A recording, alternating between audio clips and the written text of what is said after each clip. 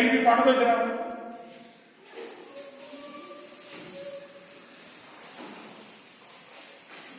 9:23। जब तू गिड़गिड़ाकर विनती करने लगा, हाँ, तब ही इसकी आज्ञा निकली। इसलिए मैं बताने आया हूँ, तू अति प्रिय ठहरा है। हाँ, इसलिए उस विषय को समझ ले और दर्शन की बात का ध्यान ले। आमीन। आमीन। जब तू गिड़गिड़ाकर विनती करने लगा तब ही इसकी आज्ञा निकली। इसलिए मैं तुझे बताने आया हूं, क्योंकि तू अति प्रिय ठहरा है। इसलिए उस विषय को समझ ले और दर्शन की बात का अर्थ जान ले। आमीन। दानियल को कोई दर्शन दिखा, लेकिन उसका मतलब नहीं उसे समझ आ रहा। वो घुटने टेक के दुआ पे बैठ गया, लगातार दुआ कर रहा है, दुआ का जवाब नहीं मिल रहा। आज लोग क्या करते हैं, अगर दुआ का जवाब नहीं मिलता परमेश्वर को छोड़ देते हैं। जिब्राइल ने उसे दर्शन दिए। जिब्राइल फरिश्ते ने, प्रधान फरिश्ता है परमेश्वर का, उसने कहा कि दानियल, तेरी गिड़गिड़ा के दुआ करने की, जो गिड़गिड़ा के तू दुआ कर दो, सुन ली गई, और जो दर्शन तूने देखा उसको तुझे बता दिया गया। बोलो हालेलुया। परमेश्वर सुनता है, वो हमारी गिड़गिड़ाहट को सुनता है। परमेश्वर को पता है कि मेरा बेटा दुआ कर रहा है, परमेश्वर को पता है मेरी बेटी दुआ कर रही है। परमेश्वर कभी भी दुआ को अनसुना नहीं करता। हमारा परमेश्वर ऐसा नहीं जिसके कान है वो ना सुन सके। हमारा परमेश्वर ऐसा नहीं है जिसकी आंखें वो ना देख सके। वो हर रोज, हर समय, हर घड़ी हमारे पर निगाह रखता है। हर घड़ी, हर समय उसकी निगाह में हम सभी बने रहते हैं, और वो हमेशा हमारी जुबान से निकले शब्दों को सुन रहा है। अगर आप परमेश्वर की भी उपासना कर रहे हैं, शैतान के पीछे भी चले हुए हैं, अगर परमेश्वर के साथ भी चलना चाहते हैं, बुरे काम भी कर रहे हैं, तो आपकी दुआ नहीं सुनी जाएगी। जब तक आप अपने आप को परमेश्वर को अर्पित नहीं करेंगे, आपको कोई भी बरकत नहीं मिलेगी। बोलो हालेलुया। हालेलुया। दिखावे के परमेश्वर के साथ मत चलिए, दिल से परमेश्वर के साथ चलिए। अपनी देह को परमेश्वर को दे दीजिए। ये नहीं कि इस देह से पाप करते रहो और जय जयकार परमेश्वर की करती रहो। सोचो सुबह हम सारा दिन पाप करें, रात को घुटने टेक के दुआ करें, माफ कर देगा वो, ऐसा नहीं है। विश्वास योग्य बनिए। आगे चल के मैं आपको बताता हूं कि दानियल में क्या विश्वास योग्यता थी। जो हमने दानियल 6 अध्याय पढ़ा था, उसकी जरा 7 आदमी पढ़ दो, 5 तक पढ़ा था, 6 से आदमी पढ़ दो। तब वे अध्यक्ष और अधिपति राजा के पास उतावली से आए। हाँ। और उससे कहा, हे राजा दारा, तू युग युग जीवित रहे। मैं सिर्फ उन लोगों को पढ़ाना चाहता हूं जो पहली बार यहाँ आए हैं।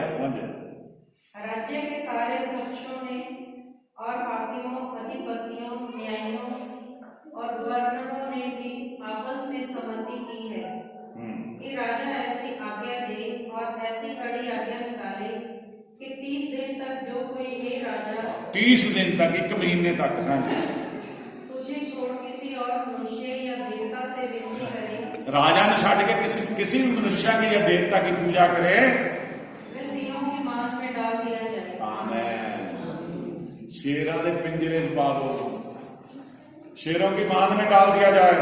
आमीन। मेरे अजीज बहन भाइयों, दानियल क्यों बचाया गया?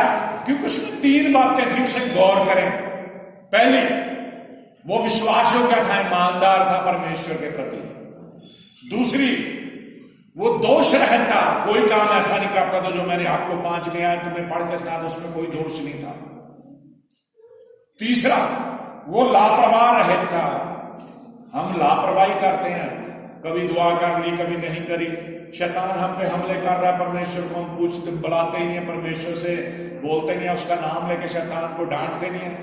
उसमें 3 क्वालिटियां थी, इसीलिए उसको परमेश्वर ने बचाया। अब पहली जो बात है उसमें, वो है विश्वास योग्य। हम पढ़ेंगे नीति वचन 28 अध्याय। अगर कोई विश्वास योग्य होता है तो उसके जीवन में क्या होता है? नीति वचन 28 अध्याय, उसकी 20 है, 28 की 20।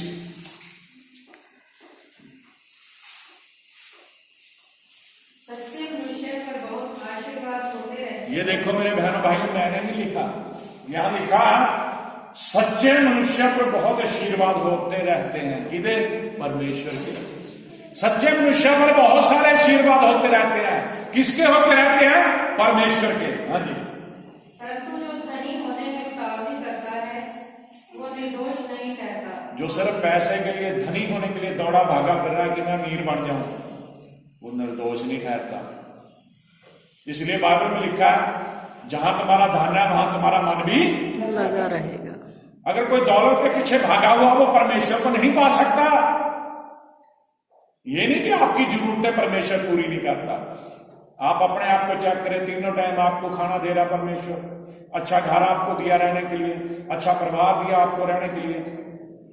अगर आप ज्यादा धन कमाने के लालच में दौड़े भागे फिरेंगे तो आप पाप में चले जाएंगे और इंसान फिर दोषी बन जाता है।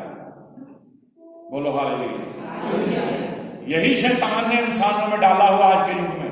हर कोई पैसा पैसा पैसा दौड़ा भागा फिर रहा है। जब हमारी उम्र बड़ी छोटी थी ना, उस समय अगर किसी के पास लाख रुपए आता था तो लाखोंपति है ऐसे बोलते थे। आज करोड़ों की भी वैल्यू नहीं रही। बोलो हालेलुया। इंसान की जरूरतें बढ़ रही हैं, पैसा भी बढ़ रहा है, लेकिन उसका ध्यान परमेश्वर की तरफ है ही नहीं। वो दौड़ भाग कर रहा है अपने लिए, अपने परिवार के लिए, परमेश्वर के लिए उसके पास समय नहीं है। वो विश्वास योग्य कभी था दानियल, क्योंकि वो खराब मनुष्य था। रोमियो का खत उसकी 12 अध्याय है। रोमियो 12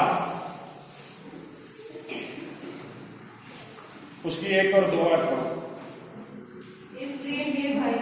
इसलिए हे भाइयों मैं तुमसे परमेश्वर की दया स्मरण दिलाकर विनती करता हूं कि अपने शरीरों को यहाँ पौलुस क्या कहता?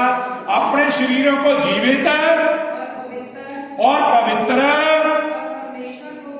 और परमेश्वर को भावता हुआ बलिदान करके चढ़ाओ। आमीन। जीवता, पवित्र। शुरू में हमने पढ़ा कि अपने आप को पवित्र कर लो तो कल तुम परमेश्वर के आश्चर्य कर्मों को देखोगे। जीवता, अपने शरीरों का बलिदान चढ़ाना हमने। जीवता, पवित्र, जीवता पवित्र और परमेश्वर को भावता हो बलिदान करके चढ़ाओ, यही तुम्हारी आत्मिक सेवा है। दूसरी है इस संसार के सदृश ना बनो, इस संसार जैसे ना बनो, परंतु तुम्हारे मन के नए हो जाने से तुम्हारे मन के नए हो जाने से तुम्हारा चाल चलन भी बदल जाएगा। बोलो हालेलुया। जब आप यीशु मसीह के पीछे चलोगे पुरानी बातें बीत जाएंगी। अगर आपने पाप किया, आपने अपराध किया, कुछ भी है, सब बदल जाएगा, आपका चाल चलन बदल जाएगा। हाँ जी। जिससे तुम परमेश्वर की भली और भावती जिससे तुम परमेश्वर की भली और भावती और सिद्ध इच्छा के अनुभव से मालूम करते रहो, और सिद्ध इच्छा के अनुभव से मालूम करते रहो। आमीन। आमीन। चाल चलन को बदल देता परमेश्वर। बाइबल में हम देखते हैं उस सामरी औरत के बारे में। यीशु मसीह अपने चेलों के साथ जब उस बस्ती के पास से गुजरने के, चेले कुछ लेने के लिए चले गए, यीशु मसीह उस कुएं पे जाके बैठ गए। जो सामरियों का कुआं था, एक सामरी तो औरत पानी भरने के लिए वहां आई। सारे को कहानी पूरी पता है। यीशु मसीह ने उससे कहा, बेटी मुझे पानी पिला। तो वो सोच रही है भी ये यहूदी है, उसकी ड्रेस देख के, पहरावा देख के यीशु मसीह का, क्योंकि सामरी और यहूदी एक दूसरे से व्यवहार नहीं रखते थे। यहूदी उच्च जाति के थे, सामरियों को नीची जाति के समझा जाता था, तो उनके हाथ से कोई चीज लेते नहीं थे, खाते पीते नहीं थे। वो सोच रही है, किससे नहीं पता कि मैं सामरी हूं, ये यहूदियों का मुझसे पानी मांग रहा है। यीशु मसीह उसके हृदय को पढ़ रहे हैं।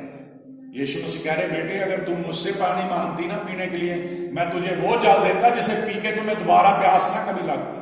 वो कह रही, घड़ा तो है नहीं, कोई चीज तो है नहीं आपके पास, आप कैसे कुआं इतना गहरा है, किस तरह से पानी निकाल के मुझे पिला सकते हो?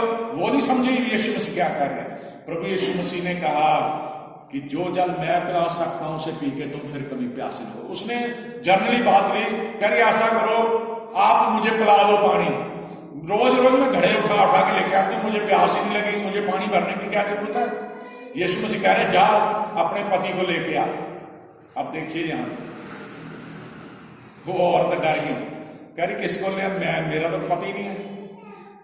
यीशु मसीह कहते हाँ, तू 5 पति कर चुकी है, जिसके पास अभी रह रही वो भी तेरा पति नहीं है। यानी कि उसका जीवन पाप में था उस औरत का, और यीशु मसीह ने उसे माफ कर दिया। बोलो हालेलुया। हालेलुया। यीशु